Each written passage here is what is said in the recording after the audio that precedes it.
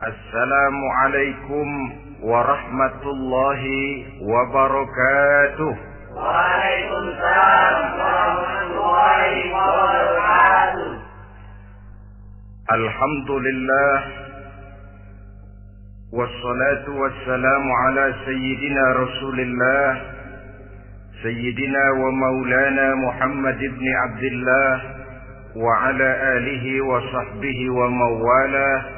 La haula wa la quwwata illa billah, amma ba'd. Bapak-bapak, ibu-ibu, saudara-saudara kaum muslimin rahimakumullah. Sudah menjadi keyakinan dalam kehidupan kita bahwa segala yang ada permulaannya tentu akan ada penghabisannya. Setiap yang punya awal mesti akan punya akhir. Tidak ada keabadian dalam kehidupan dunia ini.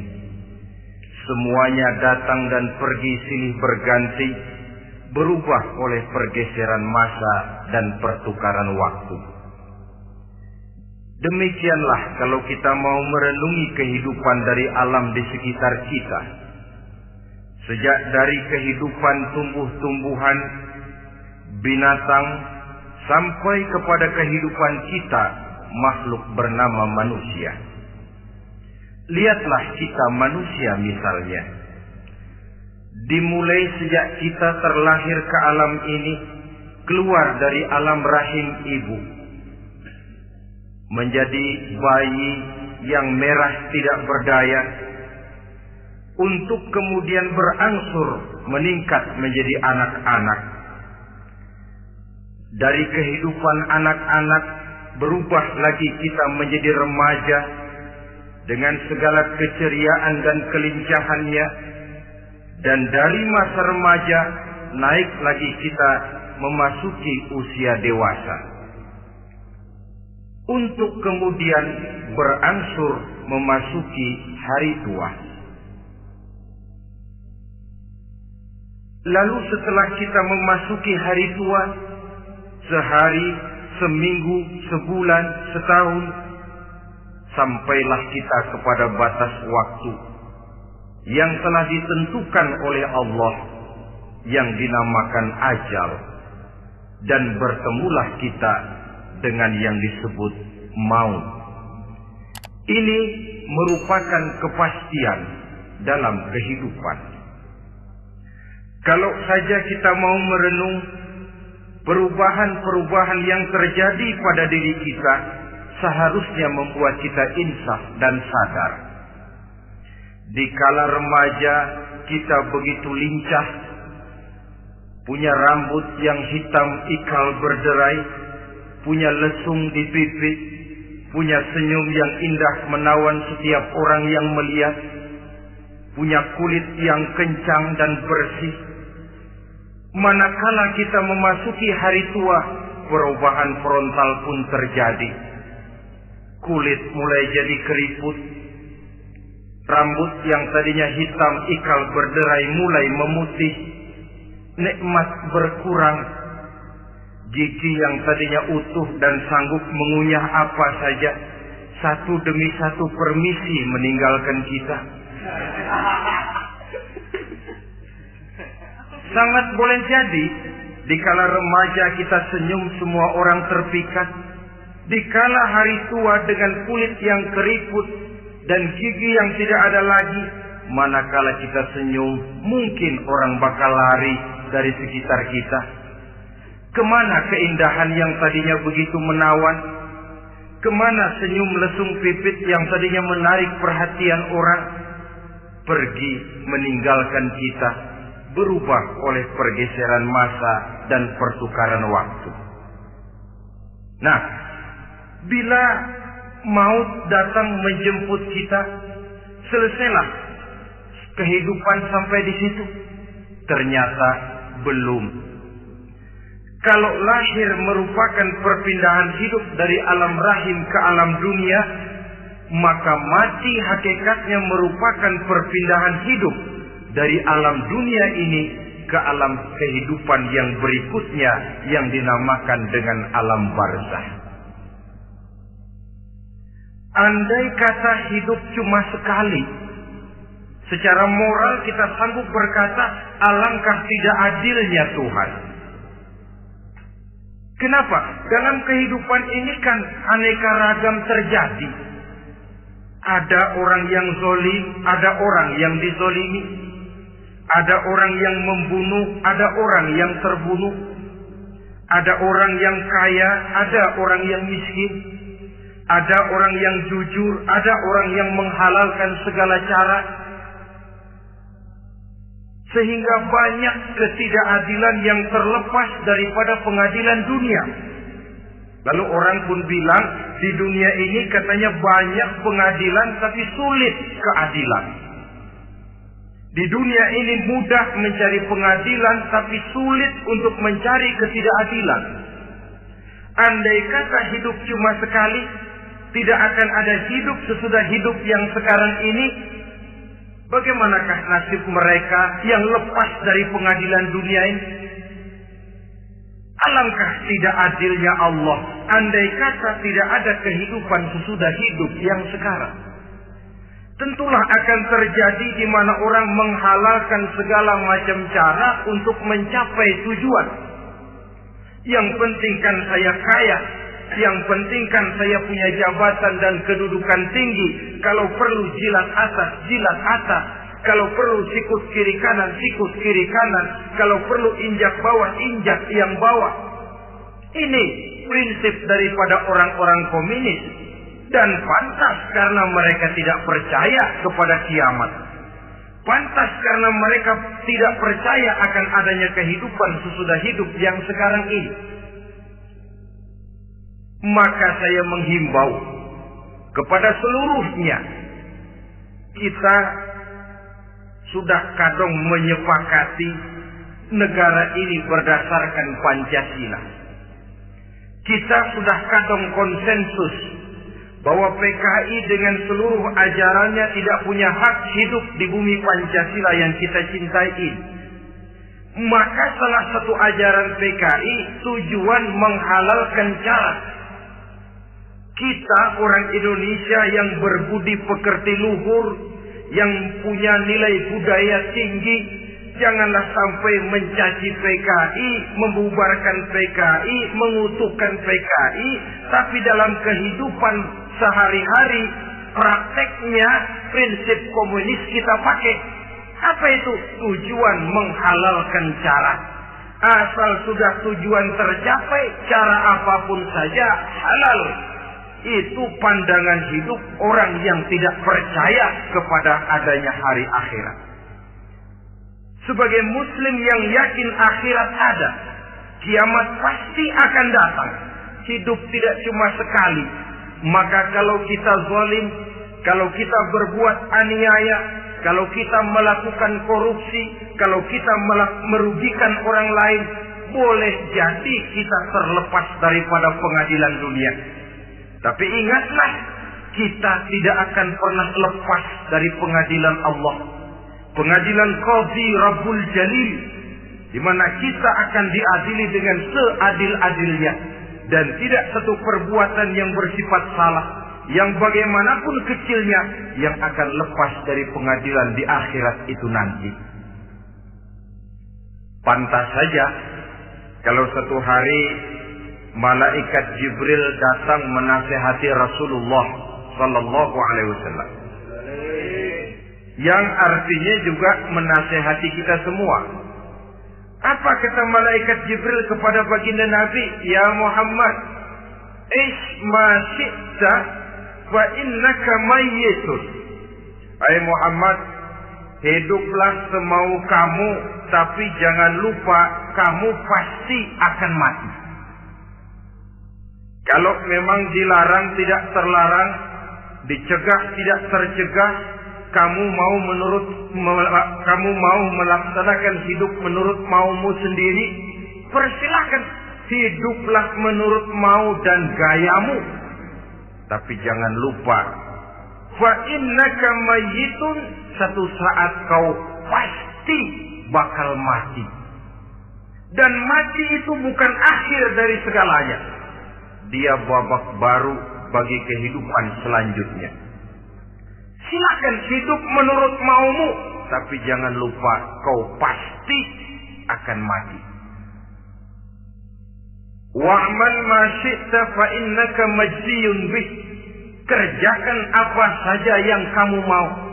Kalau kau mau menghalalkan segala macam cara, persilahkan halalkan segala macam cara. Tapi jangan lupa kau akan mendapat balasan dari seluruh amal perbuatanmu. Wa ahbib ma syi'ta fa innaka mufariquhu. Dan cintailah apa saja yang mau kau cintai. Kau cintai anak istrimu, silahkan. Kau cintai harta bendamu, tafadhal. Kau cintai tanah airmu, kau cintai pangkat dan jabatanmu, persilahkan. Tapi jangan lupa, fa innaka mufariquhu. Kau pasti akan berpisah dan akan meninggalkan segala yang kau cintai itu. Apa artinya ini buat kita? Ternyata sesudah maut datang menjemput kita, ada kehidupan sesudah hidup yang sekarang ini. Ini yang mendorong kita untuk dalam kehidupan di dunia ini tidak melakukan prinsip saenake dhewe, semaunya sendiri saja, asal perut kenyang, asal pangkat tinggi, asal harta dapat. Masa bodoh dengan merugikan orang lain, masa bodoh dengan menipu orang lain. Iku jenenge saenake dhewe. Muslim tidak diajarkan. Ingat manusia, setelah kau mati, setelah kiamat datang, kau akan dibangkitkan, kau akan dimintakan pertanggungan jawab tentang kehidupan yang sekarang ini. Saudara hadirin, oleh sebab itu kalau kita bicara soal kiamat, soal akhirat, ini memang masalah yang gaib, yang sepenuhnya tidak bisa dicernakan dengan kemampuan penalaran intelektual. Dasar di dalam membicarakan ini tidak lain adalah iman kita kepada Allah Subhanahu wa ta'ala. Bukan cuma zaman sekarang, dari zamannya Nabi. Orang itu kalau sudah bicara kiamat, bicara akhirat, ada yang ragu-ragu, ada yang menolak sama sekali. Bukan dari zaman sekarang, dari zaman dulu. Pernah kok satu saat Rasulullah itu dakwah menceritakan, saudara-saudara, akan terjadi kiamat di mana Allah akan membangkitkan manusia dari kuburnya untuk memintakan pertanggungan jawab. Ini dalam dakwahnya Nabi pidato macam itu. Apa reaksi orang? Yang beriman ya mantap, tapi yang tidak beriman, bajingan-bajingan Quraisy ini, mereka bertepuk tangan, mengejek, mencaci. Malahan ini yang luar biasa, ada dua orang kafir namanya Ubay bin Ka'ab dan Al-As bin Wa'il. Mendengar pidato macam ini, mereka buru-buru pulang ke rumah. Ngapain? Ngambil pacul. Lalu berangkat nyari kuburan tua. Dia gali itu kuburan. Tulang-tulangnya diangkut, dibawa ke depan Nabi. Ya Muhammad, tulang-tulang yang udah hancur begini, siapa yang bisa ngidupin lagi? Yang macam-macam aja kamu Muhammad. Enggak rasional, enggak masuk akal. Allah menjawab. Apa kata Allah? وَضَرَبَ لَنَا مَثَلًا وَنَسِيَ خَلْقَهُ قَالَ مَنْ يُحْيِي الْعِظَامَ وَهِيَ رَمِيمٌ قُلْ يُحْيِيهَا الَّذِي أَنْشَأَهَا أَوَّلَ مَرَّةٍ وَهُوَ بِكُلِّ خَلْقٍ عَلِيمٌ. Mereka memberikan perumpamaan kepada kami, kata Allah. Mereka melupakan asal kejadiannya. Mereka bertanya, siapa yang sanggup menghidupkan tulang belulang yang sudah hancur kayak begini? Qul yuhyiha alladhi ansaha awwala marrah. Katakan kepada mereka Muhammad, yang akan menghidupkannya adalah Dia yang telah menciptakannya pertama kali dulu. Kalau Dia sanggup menciptakan, Dia tentu lebih sanggup lagi untuk mengembalikan reproduksi ciptaan itu sebagaimana semula. Yang paling kasihan yang ragu-ragu, akhirat itu ada apa enggak sih? Kiamat itu ada apa enggak sih? Lantaran ragu-ragu, terombang-ambing dia antara harapan dan putus asa, antara kenyataan dan idealisme. Ada yang buta sama sekali 100% terhadap keadaan-keadaan sesudah mati. Perhatian mereka hanya tercurah kepada kehidupan sebelum mati. Yang mereka perhatikan siang dan malam tidak lebih daripada urusan perut. Pergi pagi, pulang sore, peras keringat, banting tulang. Cuma soal makan, soal minum, soal pakaian, soal kendaraan, soal rumah tangga, soal anak, soal istri. Yang mereka pentingkan hanya soal-soal politik misalnya, ekonomi, pembangunan dan industri. Untuk soal-soal kayak begitu, bias betul. Habis seluruh waktu untuk memikirkan, meningkatkan kebudayaan, politik, sosial, ekonomi. Kadang-kadang kurang tidur, kurang istirahat, berkeliaran ke sana kemari ke tempat yang jauh-jauh. Sampai kadang-kadang terkena stres, penyakit darah tinggi, ginjal, lever, untuk memikirkan hal-hal yang semata-mata karena dunia saja. Lantas boleh jadi mereka mendapatkan kekayaan yang berlimpah ruah, mendapatkan kedudukan yang tinggi, nama yang semerbak, dikenal orang di barat dan di timur, di utara dan di selatan. Tetapi alangkah kecewanya mereka jikalau datang ajal menjemput nyawa, mati mereka, meninggalkan harta yang banyak, nama yang masyhur. Mereka disebut dengan jasa-jasanya. Radio memberitakan, TV menyiarkan, koran-koran memuat. Bahkan nama mereka kadang-kadang dikenang 2-3 tahun setelah wafatnya.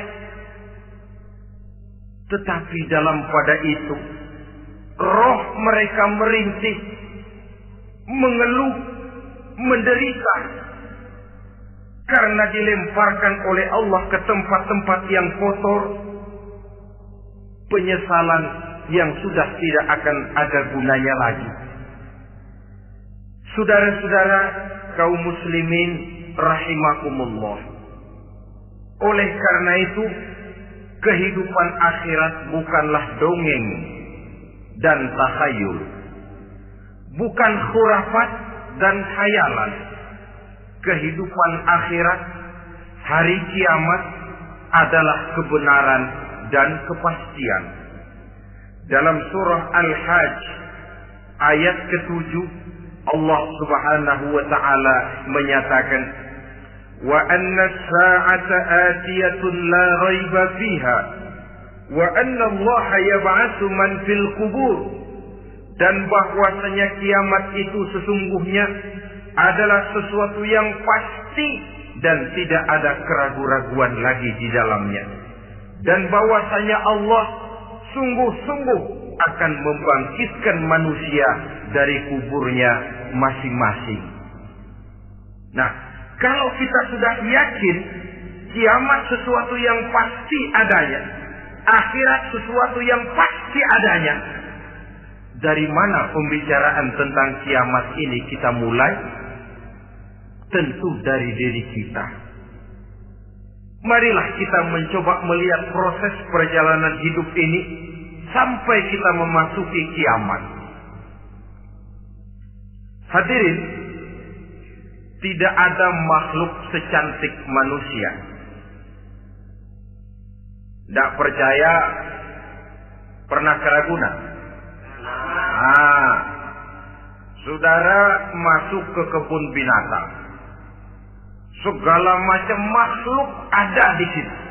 Ratusan macam jenis binatang. Bandingkan dengan saudara, kira-kira cakep mana?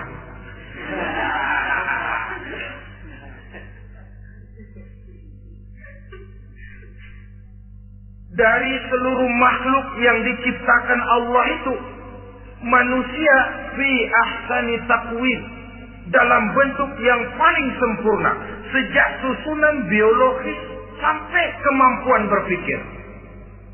Biologis kita, ya Allah, diciptakan kita begini rupa. Diberikan 2 kaki untuk berjalan, 2 tangan untuk bekerja. Diberikan 2 mata, dua-duanya di depan. Pernah saudara mikir kalau mata kita yang satu di depan, yang satu di belakang? Rasanya nggak laku kacamata.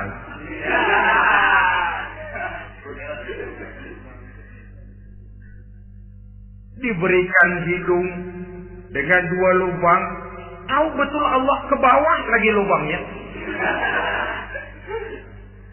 Coba pikir kalau lubang hidung kita menghadap ke atas. Aduh, kalau musim hujan repot jagain hidung. Laqad khalaqnal insana fi ahsani taqwim. Sungguh telah kami ciptakan manusia dalam bentuk kejadian yang paling sempurna ketimbang makhluk-makhluk Allah lainnya. Nah, kesempurnaan manusia ini oleh karena hidupnya terdiri dari 2 unsur pokok. Pertama unsur jasmani dan kedua unsur rohani. Jasad dan roh. Jasad yang terlihat sekarang ini, potongan saudara yang ngejedok di depan saya ini jasad saudara. Ini yang berasal dari saripati makanan yang dimakan oleh bapak ibu kita. Lalu hasil kerjasama yang baik antara ibu dengan bapak, terwujudlah kita. Kalimat langsungnya, jasad ini berasal dari tanah yang tadi berubah dari bayi, remaja, dewasa, meningkat hari tua. Yang berubah itu jasmani kita. Kenapa? Karena jasmani itu materi, benda, daya tahannya terbatas. Dia berubah oleh pergeseran masa dan pertukaran waktu. Apa ada orang makin tua makin cakep? Jasmani oleh karena dia materi, dia berubah oleh pergeseran masa dan pertukaran waktu. Nah, yang menyebabkan jasmani itu bergerak karena ada roh di dalamnya. Ini yang menyebabkan kehidupan. Ini yang menjadi sumber kehidupan, pusat kesadaran dan pengertian dalam kehidupan manusia. Tanpa roh dalam diri kita, maka jasad kita, pernah lihat orang mati? Itu kalau orang mati, coba perhatikan. Apanya yang kurang? Kupingnya masih ada, tapi sudah tidak sanggup mendengar. Matanya masih lengkap, tapi tidak mampu melihat. Jangankan melihat, terbuka saja tidak. Mulutnya masih ada, tapi sudah tidak bicara lagi. Telinganya cukup, tapi tidak sanggup mendengar. Kakinya lengkap, tapi tidak mampu lagi berjalan. Apa penyebabnya itu? Ternyata jasmani kita, jasad ini, manakala sudah ditinggalkan oleh roh, dia tidak akan bisa berdaya apa-apa. Tidak mampu berjalan, tidak pula berbuat, tidak pula bekerja apapun saja. Saudara-saudara, dua-duanya punya kebutuhan. Jasmani ada kebutuhannya, rohani pun ada kebutuhannya. Jasmani yang jelas perlu makan, perlu minum, perlu tidur, perlu pakaian, dan sebagainya.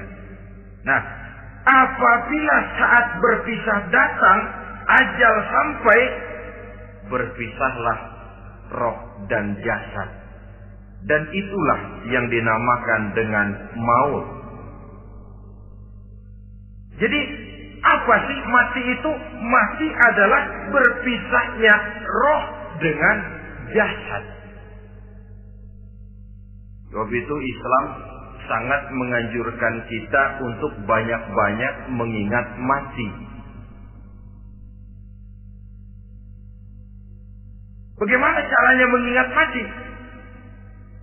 Pertama, mati itu kan pasti. Kira-kira yang hadir di sini ada yang nggak mati nggak kira-kira? Semuanya bakal mati kan? Berani? Sekarang mau? Saudara, sebenarnya kalau kita merenung lebih jauh, orang itu tidak perlu takut mati. Walaupun tidak boleh terlalu berani menghadapi mati. Karena bagaimanapun takutnya kita kepada mati, toh dia pasti datang. Bagaimanapun beraninya kita mati, kalau belum ajal dia tidak mati juga. Jadi Muslim itu kan harus berani menghadapi hidup dan tidak takut menghadapi mati. Mati adalah sesuatu yang pasti. Muslim dianjurkan banyak-banyak mengingat mati dalam kehidupan. Caranya bagaimana? Pertama, berziarah nengokin teman yang sakit. Ya? Suka nengokin teman yang sakit enggak? Oh, itu pahalanya kata Nabi. Menengok orang yang sedang sakit lebih afdal daripada sholat sunnah 1000 rakaat. Apa pernah saudara sembahyang sunnah sampai 1000 rakaat? Nengokin orang sakit pahalanya lebih afdal daripada itu. Kenapa menengoki orang sakit mengingatkan kita kepada mati? Iya ya, ini teman saya yang kemarin segar banget, bercanda sama saya, ketawa sama-sama, sekarang terbaring tidak berdaya, hilang kemampuannya, hilang keceriaannya, sakit. Iya kalau sembuh, kalau ajal, iya sekarang giliran dia, kalau jatuh ke saya. Lalu menghibur teman dengan kata-kata yang enak, yang akan mendatangkan sugesti supaya dia cepat sembuh. Jangan nengokin orang sakit, jujur. Sakit apa lu? Perut. Emang teman gua kemarin sakit begini mati. Wah, itu orang bisa jadi shock lantaran etika kita tidak akan sampai ke sana. Menjenguk orang sakit akan mengingatkan kita kepada mati. Apalagi ziarah kubur. Ada yang orang tuanya sudah meninggal?